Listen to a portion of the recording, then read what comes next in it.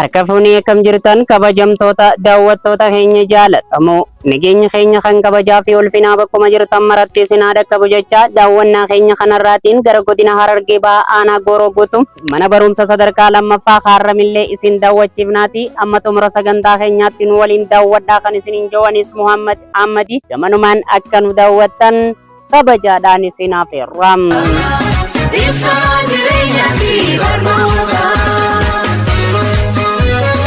Lammiin barnoota qarame biyya ijaara.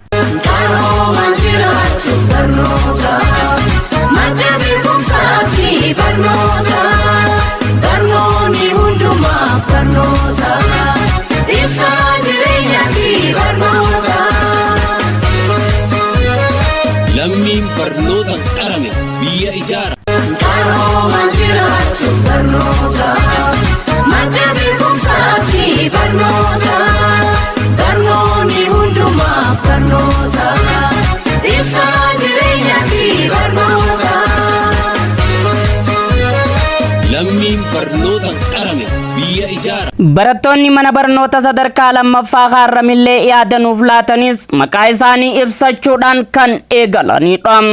Efreem Gizoo Makonnini kan hin baradhu kutaa 12ffaa magaalaa Harramillee kanatti mana barumsaa sadarkaa lammaffaadha. Maqaan kiyya Koolaa Abdallaa Beekosaa jedhama. Kan inni itti barachuu ture mana barumsa Harramillee sadarkaa lammaffaa. Maqaan kiyya Beeteleem Tagginaa Saffaa jedhama. Kan inni baradhu magaalaa Harramillee mana barumsaa sadarkaa lammaffaati. Maqaan kiyya Shaddii Maammat Ahmedin jedhama. Mana barumsa Harramillee sadarkaa lammaffaa barumsa sooshaaliif barannaa kutaa 12ffaadha. Maqaan kiyya Asiyaa Ahmad Ismaa'ilin jedhama. Mana barumsaa Harramillee sadarkaa lammaffaa. Haala baruu fi barsiisuu mana barnoota isaanii irrattis yaada bal'aa nuuf laataniiti jiran. Haalli baruu barsiisuu akkuma itti fufee jiruuni jajjabeessaa jiruun cinaa dhaabbachaa jiru manni barumsaa. Haalli baruu fi barsiisuu mana barumsa keenyaa bareedaadha. Barsiisota wajjinis hariiroo bareedaa qabna.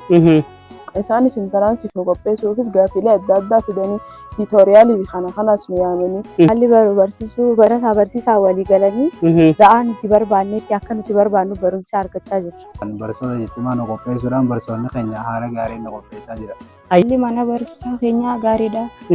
Barsiisonni keenya illee nu cinaa dhaabbachaa jiranii gorsaa fi tiitooriyaalii garaagaraatii fi gaaffii garaagaraa nu qopheessuudhaan nu dalaguudhaan akkasuma yeroo keenya nu kabajuudhaan waan hundaanuu nu cinaa dhaabbachaa jiranii. Barattoota akka isaaniitti qormaata biyyoolessa kutaa 12 fudhachuu deemaniifis ergaa dhaamaniiti jiran. Inni naan dhaamu jabaatanii akkuma qootanidha. Gareedhaani yoo qootan irra beessa jeeti yaada. Awwanni hundaamuuf akka jabaatanii dubbisan barsiisota wajjin hariiroo uumanii namoota isaanirraa fooyya'insa qabu ni jiraami. Isaan biraas deemanii isaanii wajjin akka dubbisanii nutti himan. Dhaamsiin naan dhaamu intiraansiin waan akkasitti ulfaataatis natti hin fakkaatu. Intiraansiin jabaadha haa jaamu malee nuti dubbisnee kitaaba daree sana siraataa kan dubbisnu taate yoo kitaabolee adda addaa ilaallee kan daleenu yoo taate gaaffiilee hedduu kan dalagnu yoo ta'e nuti dabruu hin dandeenyu jee.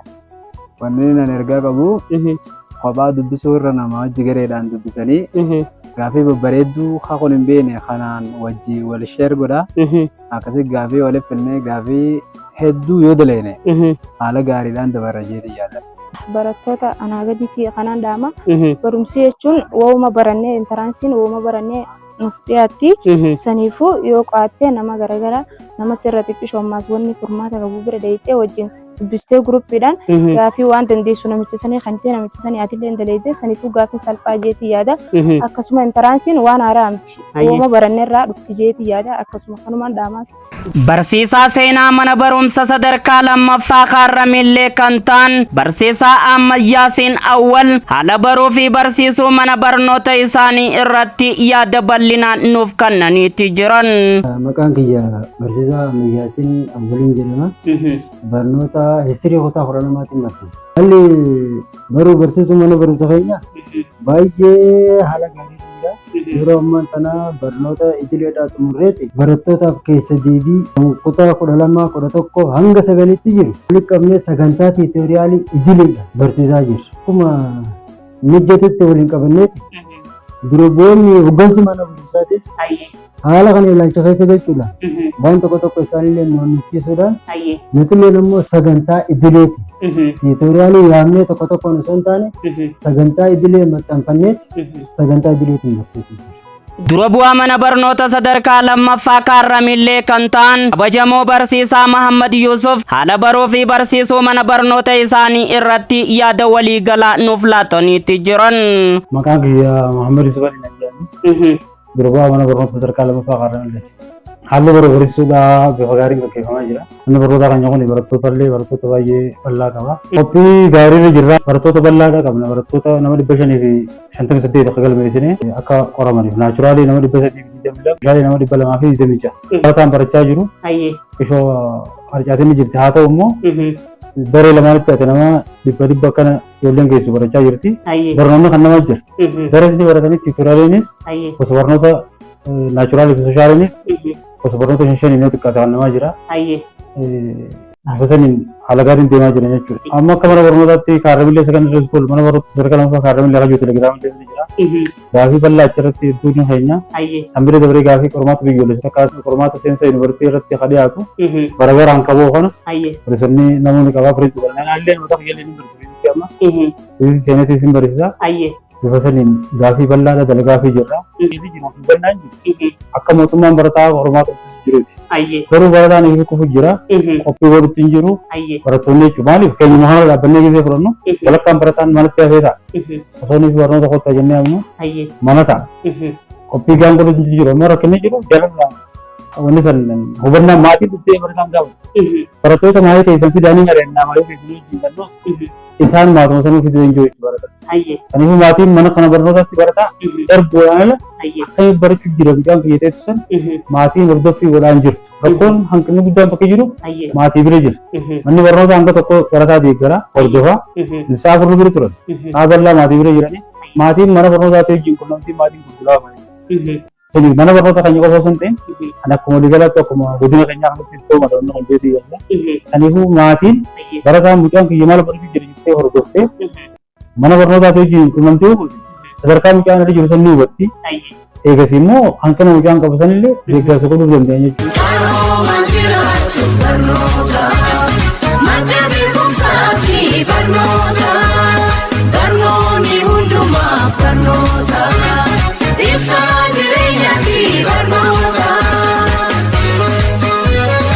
Lammiin barnoota qarame. Egaa kabajamtoota daawwattoota keenya jaalatamoo turtiin mana barumsa sadarkaa lammaffaa magaalaa Kaarramilleetti isin daawwachiifne kan hanga ammaatti daawwattan kana tureetiin qopheessee dhiyeessuudhaan anka isinii waliin ture Muhammad Ahmadi. Torban yoo rabbi jee qophii wal fakkaataa biraatiin hanga walitti deebinutti har'aaf gama kiyyaan nagayaatti.